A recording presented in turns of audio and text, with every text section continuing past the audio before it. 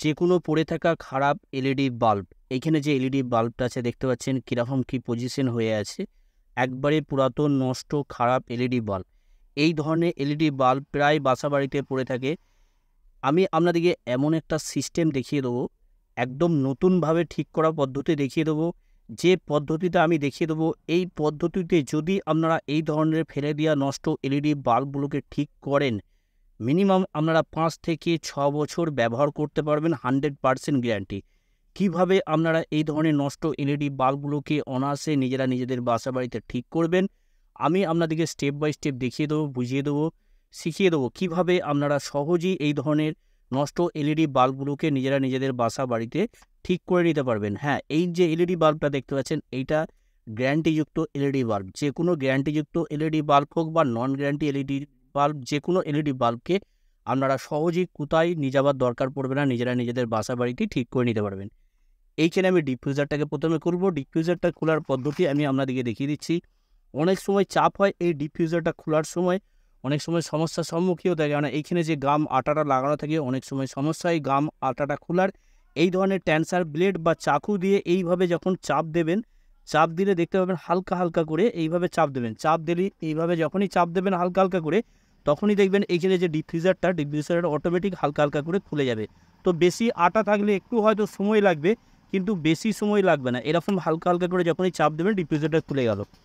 এইখানে এই এলইডি বাল্বটা আপনাদেরকে আমি প্রথমেই বলেছিলাম গ্যারান্টিযুক্ত এলইডি বাল্ব। এর ভিতরে যে ডাইভার সার্কিটটা থাকে, সেই ডাইভার সার্কিটটাকে পুরোপুরিভাবে খুলে নিয়েছি। খুলে নিয়ে, কেননা অনেক সময় কী হয়, ডাইভার সার্কিটের সমস্যা হয় ওপরে যে এমসিবিসিবি প্যানেলটা থাকে, সেই এমসিবিসিবি এসএমডি প্যানেলটা, এটারও একটু সমস্যা হয়। এখানে আমি হিটসিংটাকে খুলে নেবো, আমি দেখিয়ে দিচ্ছি হিটসিংটাকে খুলে।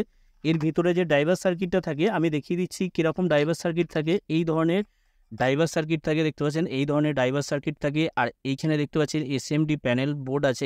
এইখানে যে বোর্ডটা আছে এসএমডি বোর্ড, এই বোর্ডগুলোও মার্কেটে কিনতে পাওয়া যায়।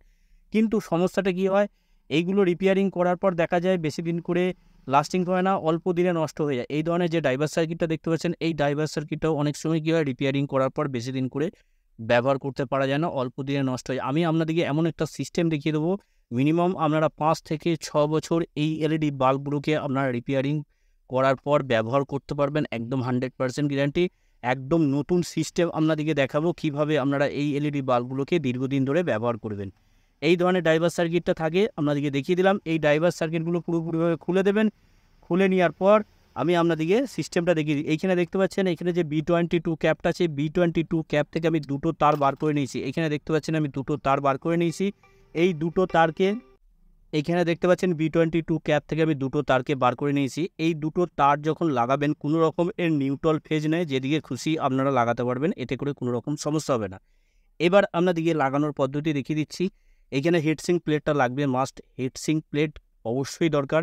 হিটসিং প্লেটটা আমি সুন্দরভাবে এইখানে লাগিয়ে নেবো। কোনো ধরনের এতে ভজঘট নেই, একদম সহজ সরল সিস্টেম, যে কেউ এই কাজটা করতে পারবে। কোনো ভাইদের, কোনো বন্ধুদের কোনো রকম কোনো কিছু সমস্যা হবে না এই কাজটা করতে। এইখানে আমি সুন্দরভাবে তারগুলো আমি হিটসিংয়ের ভেতর দিয়ে ঢুকিয়ে নেবো। হিটসিংয়ের ভেতর দিয়ে ঢুকিয়ে নেওয়ার পর আপনাদেরকে এবার দেখিয়ে দেবো কীভাবে আপনারা এই কাজটা করবেন। তবে লাইট, যে লাইটটা ছিল অরিজিনাল অবস্থায় যতটা লাইট ছিল ততটাই লাইট থাকবে। অনেক ভাই বা অনেক বন্ধুরা বলে লাইট কমে যায়, কোনো রকম লাইটের পরিবর্তন হবে না, লাইট যতটা ছিল ততটাই লাইট থাকবে।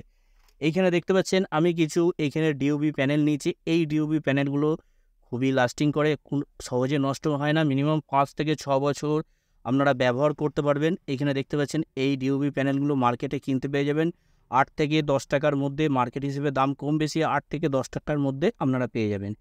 এই ধরনের ডিওবি প্যানেলগুলো লাগাবো। এই ডিওবি প্যানেলগুলো কোনো রকম ড্রাইভার সার্কিট লাগে না, ডাইরেক্ট 220 ভোল্ট এসি সাপ্লাই থেকে আপনারা চালাতে পারবেন, যে কোনো জায়গায় ব্যবহার করতে পারবেন। তবে মাস্ট হিটসিং প্লেট এই জায়গাটা লাগিয়ে নেবেন, কারণ একটা এইখানে যে প্লেটটা দেখতে পাচ্ছেন, এই প্লেটটা এই এসএমডি এলইডিগুলো যখন জ্বলে অনেকটা হিট হয়। হিট হওয়ার কারণে এইখানে যে এসএমডি এলইডিগুলো আছে, এই এলইডিগুলো নষ্ট হয়ে যায় তাড়াতাড়ি। তার জন্য আপনাদেরকে বলবো একটা হিটসিং প্লেট অবশ্যই লাগিয়ে নেবেন।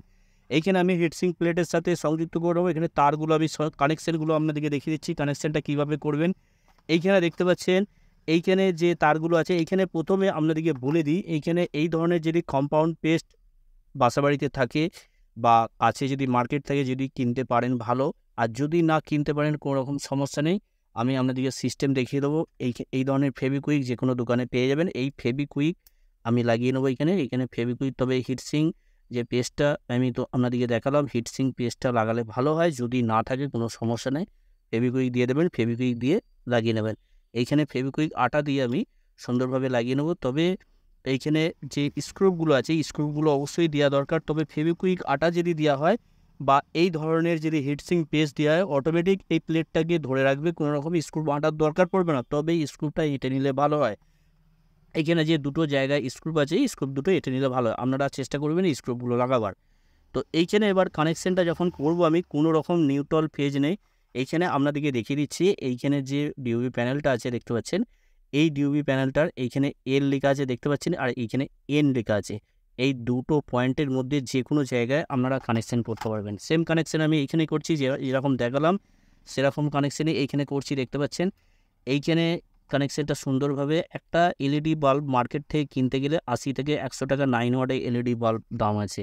সেই এলইডি বাল্বটাকে আপনারা যদি 8 থেকে 10 টাকার মধ্যে রিপেয়ারিং করে নেন, তাহলে আপনাদের পুরোপুরিভাবে 100 টাকা সেভ হয়ে যাচ্ছে। সেই কারণে আপনাদেরকে বলবো, এলইডি বাল্বগুলো ফেলে রেখে বাসাবাড়িতে না নষ্ট করে আপনারা এই কাজটা যদি করে নেন, এলইডি বাল্বটাকে আবার নতুনভাবে আপনারা ব্যবহার করতে পারবেন। কানেকশান আমার এখানে হয়ে গেল দেখতে পেলেন।